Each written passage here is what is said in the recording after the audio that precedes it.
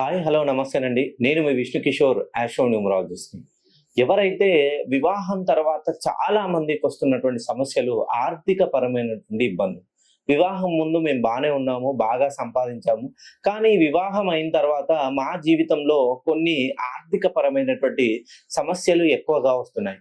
మెయిన్‌గా ఇంటికి ప్రథమ సంతానాన్ని వివాహం ఆడకూడదు. అలానే ఇంటికి ప్రథమ సంతానం ఎప్పుడైతే మొదటి సంతానంను తప్ప ఇంటికి రెండో సంతానం గాని, మూడో సంతానం గాని వివాహం ఆడితే వాళ్ళ జీవితంలో అద్భుతమైనటువంటి పరిణామాలుంటాయి. అలాగే ఇంటికి రెండవ సంతానం ఆడవార్ల ఇంటికి రెండవ సంతానంతో ద్వితీయ సంతానంతో వివాహం ఆడరాదు. ఇలా వివాహం చేసుకున్నట్లయితే మెయిన్‌గా 2 అంటే చంద్రుడికి సంబంధించిన నంబర్ కావడం వలన తరచుగా భార్యాభర్తల మధ్య పరస్పర విభేదాలు వస్తుంటాయి. అలానే ఎప్పుడూ గొడవలు పడుతూనే ఉంటారు. ఎలా ఉంటాయంటే గొడవలు ప్రతి చిన్నదానికి కోర్టు మెట్ల వరకు ఎక్కేంత ఆస్కారాలుంటాయి.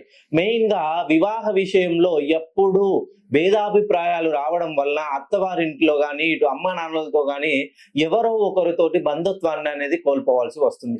మెయిన్‌గా ఇంటికి ద్వితీయ సంతానాన్ని వివాహం ఆడితే కరెక్ట్‌గా వివాహమైన 2.5 సంవత్సరాల నుండి వీళ్ళ జీవితంలో ఆర్థిక పరమైనటువంటి మార్పులు అనేది వస్తాయి.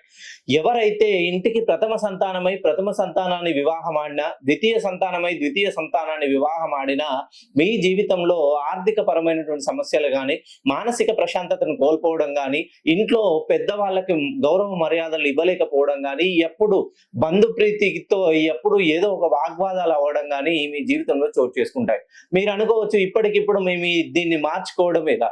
ఎప్పుడైనా ఏదైనా సమస్య ఉందంటే దానికి పరిష్కారం మనము అన్వేషిస్తేనే దొరుకుతుంది. మెయిన్‌గా ఎవరైతే ప్రథమ సంతానాన్ని వివాహం చేసుకున్నారో, ద్వితీయ సంతానాన్ని వివాహం చేసుకున్నారో ఒక్కసారి మీ పేర్లని పరిశీలించండి.